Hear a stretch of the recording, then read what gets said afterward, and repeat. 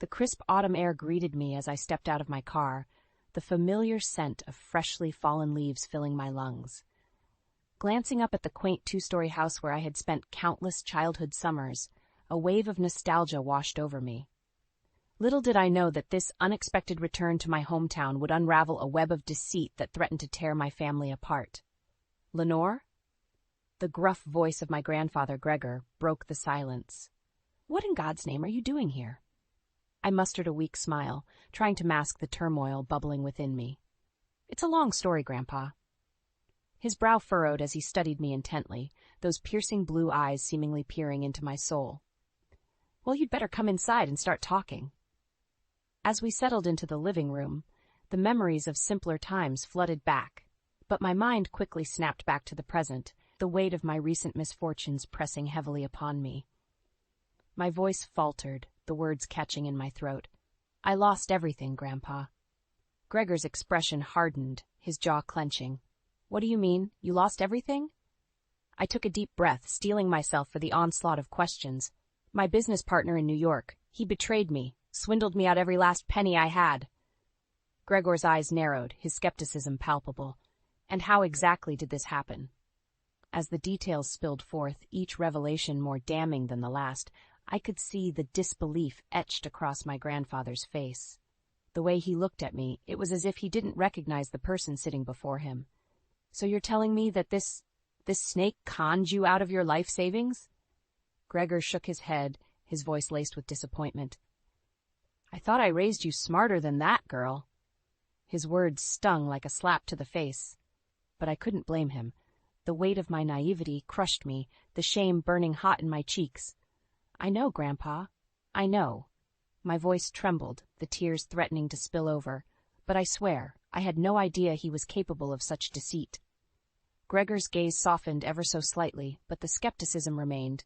"Well, you're here now. We'll figure this mess out, one way or another." As he rose from his chair, a heavy silence hung in the air, unspoken questions lingering like ghosts. Little did we know, this was merely the beginning of a much darker truth that would shake the very foundations of our family. The weight of Gregor's words hung heavy in the air as we sat in silence, the ticking of the grandfather clock echoing through the room like a metronome counting down the seconds until the next bombshell dropped. Little did I know, the revelations that followed would shatter what little remained of my trust in those closest to me. Gregor cleared his throat, his expression grave. "Lenore, there's something I need to tell you." I steeled myself, bracing for yet another harsh truth to come crashing down upon me. "You know about the inheritance your grandma left you, right?" he began, his voice low and somber. I nodded, my brow furrowing in confusion. "Of course, you've always taken care of managing it for me." Gregor's jaw clenched, and he averted his gaze as if struggling to find the right words. "That's just it, kid. I haven't been managing it, not for years now." My heart skipped a beat, a knot forming in the pit of my stomach. "What are you saying, Grandpa?" He sighed heavily, his shoulders slumping with the weight of whatever burden he carried. "Your Uncle Hal, he's been handling the finances, and it seems he's been helping himself to more than his fair share." The floor seemed to drop out from beneath me as the weight of his words sank in. Uncle Hal, the man I had looked up to as a child, the one who had always seemed so generous and caring, had been stealing from me all along. How is that possible?" I stammered, my hands trembling. "Why would he do such a thing?" Gregor shook his head, his expression a mix of anger and disappointment. "I don't know, kid. I trusted him, too. Gave him full control over the accounts years ago when my health started failing." The sense of betrayal cut deep, like a knife twisting in my gut. Not only had I been swindled by a business partner, but now it seemed my own flesh and blood had been deceiving me as well. "Do you have any idea how much is missing?" I asked, my voice barely above a whisper. Gregor's jaw tightened, his eyes narrowing. "Enough to make my blood boil, that's for damn sure." In that moment, a fire ignited within me, a burning desire for justice and retribution. Uncle Hal had not only stolen from me, but he had violated the sacred trust of family, and for that he would pay dearly. As Gregor laid out the evidence he had uncovered, the suspicious transactions, the lavish purchases, the blatant disregard for our financial well-being, a plan began to take shape in my mind. I would not rest until every last penny was accounted for, and Uncle Hal was held responsible for his despicable actions. With a steely determination etched across my face, I met Gregor's gaze. "Don't worry, Grandpa. We're going to get to the bottom of this, no matter what it takes." The sense of betrayal burned like acid, eating away at my insides, as Mom and I pored over the financial records Gregor had uncovered. With each damning transaction, each suspicious investment, the full extent of Uncle Hal's deceit became glaringly apparent. "I can't believe this," Mom muttered, her voice trembling with a mix of anger and disbelief. How could he do this to his own family? I shook my head, my jaw clenched so tightly it ached. Greed, Mom, pure and simple. The paper trail spoke volumes, painting a vivid picture of Uncle Hal's lavish lifestyle. The luxury cars, the extravagant vacations, the ostentatious home renovations, all funded by the very inheritance meant to secure our family's future. "Look at these investment portfolios," I said, sliding a stack of documents across the table. "He's been gambling our money away on high-risk ventures, chasing get-rich-quick schemes." Mom's eyes widened as she scanned the pages, her expression darkening with each line she read.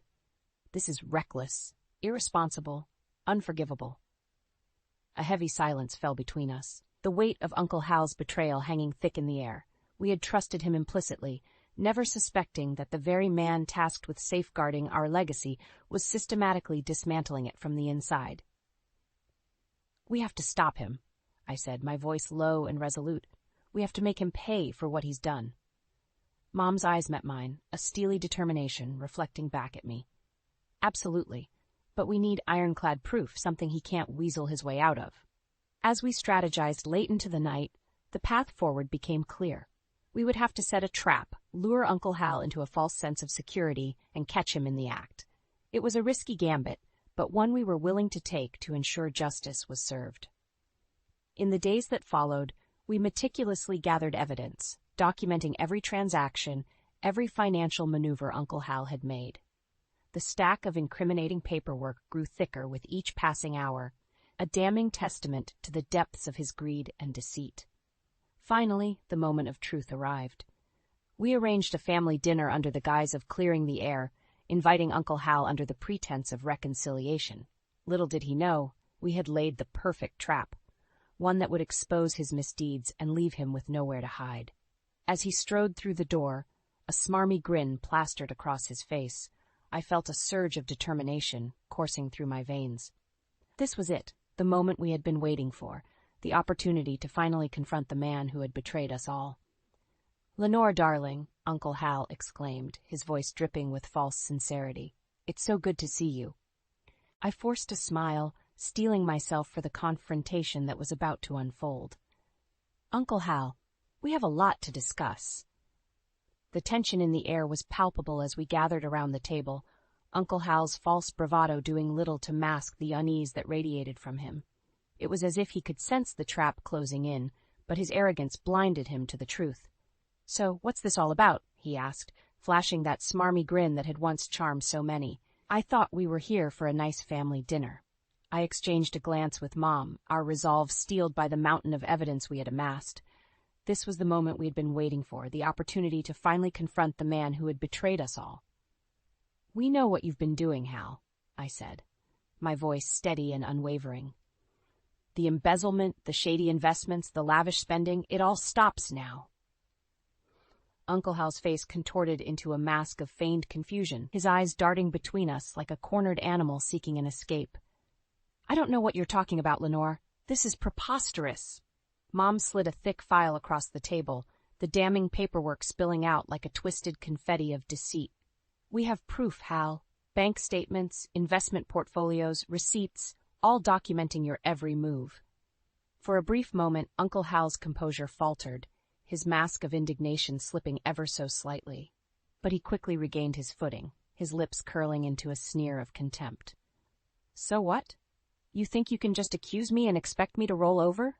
He spat, his voice dripping with venom. "This is my family's money, and I'll do with it as I see fit." The sheer audacity of his words hit me like a physical blow, the depth of his selfishness and entitlement laying bare for all to see. In that moment, any lingering shred of familial loyalty evaporated, replaced by a burning desire for justice. "How dare you?" I fired back, my hands balling into fists at my sides. "That money was never yours to take. It was meant to secure our future, our legacy, and you've been systematically dismantling it for your own personal gain." Uncle Hal's face twisted into a sneer of contempt, his eyes narrowing into slits of pure hatred. "You ungrateful little brat," he snarled. "After everything I've done for this family, this is how you repay me?" The air seemed to crackle with tension as our voices escalated, the once civil dinner devolving into a bitter showdown of wills. Accusations flew back and forth, each one more scathing than the last, until finally, Uncle Hal's mask of control shattered completely. "You want to know the truth?" he spat, his voice dripping with venom. "I did it all for you, for this pathetic excuse of a family. Everything I've done was to keep us afloat, to maintain the lifestyle we deserve." The sheer audacity of his words left me reeling, the depths of his delusion and self-justification laying bare for all to see. In that moment, I knew there was no reasoning with him, no shred of remorse or redemption to be found. As the din of our confrontation echoed through the room, I caught sight of Gregor's ashen face, his eyes filled with a mixture of shame and sorrow. It was then that I realized the true cost of Uncle Hal's betrayal. The rift it had torn through our once close-knit family, the trust that had been shattered beyond repair. But even in the midst of that turmoil, a single thought burned bright within me. Uncle Hal would pay for his actions, no matter what it took. The wheels of justice had been set in motion, and there would be no turning back. The fallout from our explosive confrontation with Uncle Hal was swift and severe. In the days that followed, word of his betrayal spread like wildfire through our small town, igniting a firestorm of gossip and judgment. Some rallied behind us, offering words of support and condemning Uncle Hal's actions. Others, however, remained steadfastly loyal to him, clinging to the facade of success he had so carefully cultivated over the years. How could he do this to his own family? Aunt Peggy lamented, her eyes brimming with tears. "After everything we've been through together." Uncle Hal's younger brother, Todd, was less forgiving. "That snake always had a talent for charming his way into people's wallets," he spat, his voice laced with contempt. "I just never thought he'd stoop so low as to steal from his own blood." As the divisions within our family deepened, the strain became palpable. Thanksgiving dinners were boycotted, Christmas gatherings canceled, the once unbreakable bonds of kinship fraying under the weight of Uncle Hal's deceit. Through it all, I remained resolute, steeling myself against the onslaught of whispers and sideways glances that seemed to follow me wherever I went. The sympathizers, the enablers, the holier-than-thou busybodies who couldn't resist sticking their noses where they didn't belong. Their judgments rolled off me like water off a duck's back. My focus was singular, ensuring Uncle Hal faced the consequences of his actions, no matter what it took. Mom, bless her, was my rock through it all. "Don't let them get to you, honey," she'd say, wrapping her arm around me in a reassuring embrace. "We're doing the right thing, and that's all that matters." Still, the strain of the whole ordeal began to take its toll. Sleepless nights plagued me, my mind racing with scenarios, contingency plans, and worst-case outcomes. I found myself jumping at every unexpected sound, my nerves frayed to their breaking point. Then, one crisp autumn morning, everything changed. The shrill ring of my phone cut through the silence like a knife, jolting me from a fitful slumber. Gregor's gruff voice crackled through the line, his tone laced with urgency. "Lenore, you need to get over here. Now." Without a moment's hesitation, I threw on whatever clothes were within reach and raced over to Gregor's house, my heart pounding in my chest. What I found there would forever alter the course of our quest for justice. Gregor ushered me inside, his face ashen and drawn. "It's Hal," he said, his voice barely above a whisper. "He's gone too far this time." In the living room, a scene of utter chaos greeted me. Furniture lay overturned, picture frames shattered, and in the midst of it all, a chilling message scrawled across the wall in what appeared to be red paint. "You'll regret this, you ungrateful brats." A chill ran down my spine as I took in the words, their menacing implications hanging heavy in the air. Uncle Hal had crossed a line, and in that moment, I knew there would be no turning back. As I surveyed the wreckage, a steely resolve settled over me. Uncle Hal had made his move, and now it was our turn to strike back. The gloves were off, and the stakes had just been raised.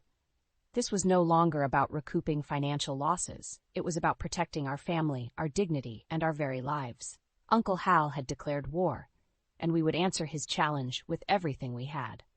The chilling message scrawled across Gregor's wall was a stark reminder that Uncle Hal's depravity knew no bounds. But rather than cowering in fear, it only fueled my determination to bring him to justice, no matter the cost. As Mom and I huddled with Gregor, formulating our next move, a plan began to take shape. A bold, audacious gambit that would require precision timing and nerves of steel. "We need to catch him in the act," I said, my voice low and resolute. "Get him to incriminate himself in a way that can't be denied or twisted." Gregor nodded slowly, his brow furrowed in contemplation. "A sting operation of sorts?" "Exactly," I replied, the pieces falling into place. "We'll lure him in with the promise of a deal, make him think he's getting away with it all. But this time, we'll be the ones holding the cards." The days that followed were a whirlwind of preparation, dotting every I and crossing every T to ensure our plan was airtight. We enlisted the help of a trusted private investigator, arranging for state-of-the-art recording equipment to be installed in Gregor's living room, the very scene of Uncle Hal's unhinged outburst. Finally, the stage was set. A carefully worded message was sent to Uncle Hal, inviting him over to discuss a resolution to our familial conflict. The bait was laid, and all we could do was wait with bated breath. The appointed hour arrived, and with it, the sound of Uncle Hal's car pulling into the driveway. My heart pounded in my chest as Mom and I took our positions, tucked away in the adjacent study with the investigator, monitoring the live audio feed. Uncle Hal sauntered in, his usual cocky swagger on full display. "All right, I'm here," he announced, casting a disdainful glance around the room. "What's this all about?" Gregor cleared his throat, his voice trembling ever so slightly. "Hal, we've been talking, and we think it's time to put all this ugliness behind us." A derisive snort escaped Uncle Hal's lips. "Is that so? And what, pray tell, did you have in mind?" "A settlement," Gregor replied, his words measured and deliberate. "A clean slate, if you will. You return what you've taken, and we can move forward as a family again." A tense silence hung in the air as Uncle Hal mulled over the offer, his eyes narrowing with suspicion. Finally, he let out a low chuckle, shaking his head in disbelief. "You really think it's that simple, old man?" he sneered. "That I'd just hand over everything I've worked for, all because you and your ungrateful brats threw a little temper tantrum?" The venom in his words was palpable, his true colors shining through like a neon sign. This was the moment we had been waiting for, the opportunity to catch him in his own web of lies and deceit. "We have proof, Hal," Gregor pressed, his voice steady and unwavering. "Reams of evidence documenting your every move. It's over." Uncle Hal's face contorted into a mask of rage, his composure shattering like a fragile glass. "You stupid old fool," he snarled. "Did you really think you could outsmart me? I've been running circles around you for years." The confession poured forth in a torrent of vitriol, each word more damning than the last. Uncle Hal laid bare the intricate schemes he had woven, the lengths he had gone to fleece our family of our hard-earned legacy. And through it all, the recording captured every sordid detail, preserving his unraveling for posterity. As his tirade finally wound down, Uncle Hal's chest heaved with exertion, his eyes wild and unfocused. It was then that the realization seemed to dawn on him. The trap had been sprung, and he was well and truly caught. A sickly pallor crept across his features as Gregor fixed him with a steely glare. "It's all on tape, Hal," he said, his voice laced with a mixture of triumph and sorrow. Every last word. In that moment, the full weight of Uncle Hal's downfall seemed to crash down upon him, the consequences of his greed and hubris finally catching up to him in spectacular fashion. And as Mom and I emerged from our hiding place, united in our resolve, one thing became abundantly clear. The tides had turned, and justice was finally within our grasp. The incriminating evidence we had gathered, coupled with Uncle Hal's own damning confession, was a devastating blow. But the battle was far from over. We knew that in order to truly achieve justice, we would need to confront him head-on, lay bare his misdeeds for the entire family to witness. And so, with steely determination, we prepared for the ultimate showdown. Gregor, ever the master strategist, devised a plan to lure Uncle Hal to a seemingly innocuous family dinner under the guise of clearing the air. Little did the serpent know we had something far more explosive in store. The appointed evening arrived, and as the rest of our extended family filtered into Gregor's home, the air was thick with tension. Hushed whispers and sideways glances betrayed the undercurrent of suspicion and mistrust that had taken root in the wake of Uncle Hal's transgressions. And then, like a darkened cloud rolling in, he made his entrance, all bravado and false smiles, oblivious to the storm brewing around him. "Ah, there's my loving family," he crowed, spreading his arms wide in a mockery of affection. "I'm so glad we could all come together and put this ugliness behind us." I fought back the urge to spit in his face, my hands clenching into tight fists at my sides. The audacity of the man to waltz in as if he hadn't just been caught red-handed in his own web of lies and deceit. But I held my tongue, exchanging a knowing glance with Mom and Gregor. The time for talk was over. This was the moment we had been waiting for, the chance to expose Uncle Hal's true colors for all to see. As the meal progressed, the tension in the room grew thicker by the minute. Uncle Hal regaled us with story after story, each one more grandiose than the last, his false charm oozing from every pore. It was sickening to watch, this master manipulator at work, and yet the knowledge that his downfall was imminent made it all the more bearable. Finally, as the plates were cleared and the last drops of wine drained from our glasses, Gregor rose to his feet, his gaze fixed squarely on Uncle Hal. "Well, now that we're all here, I think it's time we address the elephant in the room," he said, his voice steady and unwavering. Uncle Hal's bravado faltered for a brief moment, a flicker of unease passing across his features. But he quickly recovered, plastering on that smarmy grin that had once charmed so many. Of course," he replied, waving a dismissive hand. "Let's get it all out in the open, shall we?" Little did he know, we were about to blow his world wide open. With a single nod, Gregor signaled to me, and I reached into my bag, retrieving the damning audio recording that would seal Uncle Hal's fate. As the opening bars of his own voice filled the room, spewing forth a vile litany of confessions and admissions of guilt, a hush fell over the gathered family. Shock and disbelief etched itself onto their faces as the full extent of Uncle Hal's betrayal unfolded before them.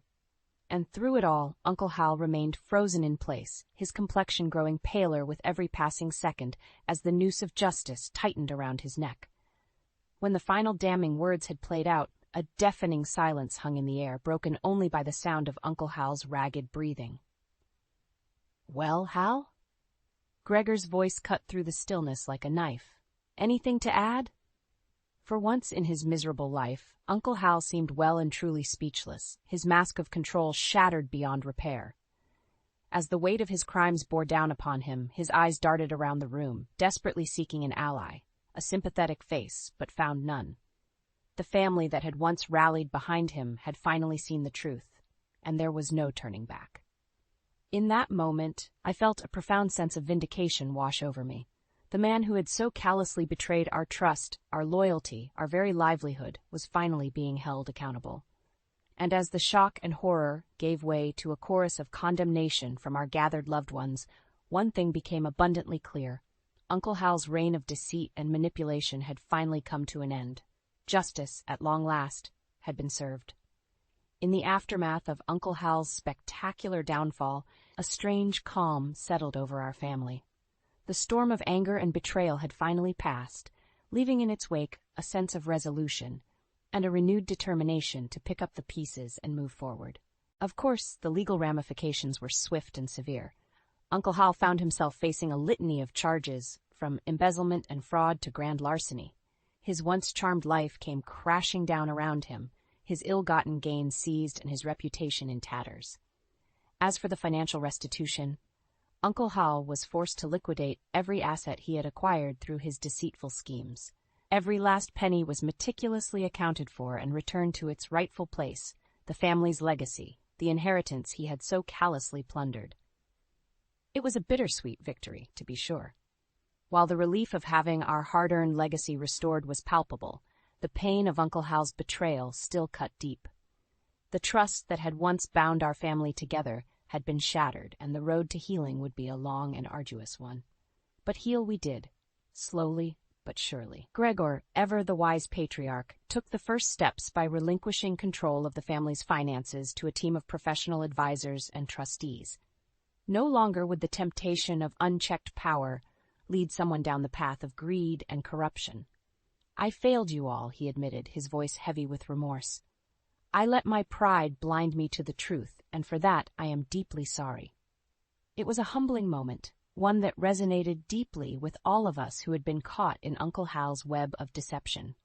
We had all been guilty of blind trust, of believing that blood ties were thicker than the lure of easy money. But from that collective pain came a hard-won lesson, a renewed commitment to vigilance, to accountability, and to the unwavering pursuit of truth, no matter how difficult or uncomfortable. As for me, the entire ordeal had opened my eyes to a harsh reality, that even those closest to us are capable of unimaginable acts of selfishness and cruelty. It was a bitter pill to swallow, but one that ultimately steeled my resolve and sharpened my instincts. In the months that followed, I found myself drawn to the world of financial literacy and advocacy. I saw firsthand how a lack of education and transparency could pave the way for exploitation, and I was determined to do my part in shedding light on these issues. It started small, with workshops and seminars aimed at empowering individuals to take control of their financial futures. But as word spread of my own harrowing experience, the demand for my expertise grew. Before long, I found myself speaking at conferences and events across the country, sharing my story and imparting the hard-won lessons I had learned. It was a calling I had never expected, but one that filled me with a sense of purpose and redemption. And through it all, my family remained by my side, a united front forged in the crucible of Uncle Hal's betrayal. We had emerged from the darkness stronger, wiser, and more resilient than ever before. As I looked back on the tumultuous journey that had brought us to this point, one thing became abundantly clear. While the path to justice had been fraught with pain and heartbreak, the ultimate victory was worth every struggle. Uncle Hal's downfall had not only restored our financial legacy, but had ignited a fire within each of us, a burning desire to live with integrity, to hold ourselves and those around us accountable, and to never again allow the insidious forces of greed and deception to take root. It was a hard-won triumph, but one that would echo through the generations to come, a testament to the enduring power of truth, perseverance, and the unbreakable bonds of family.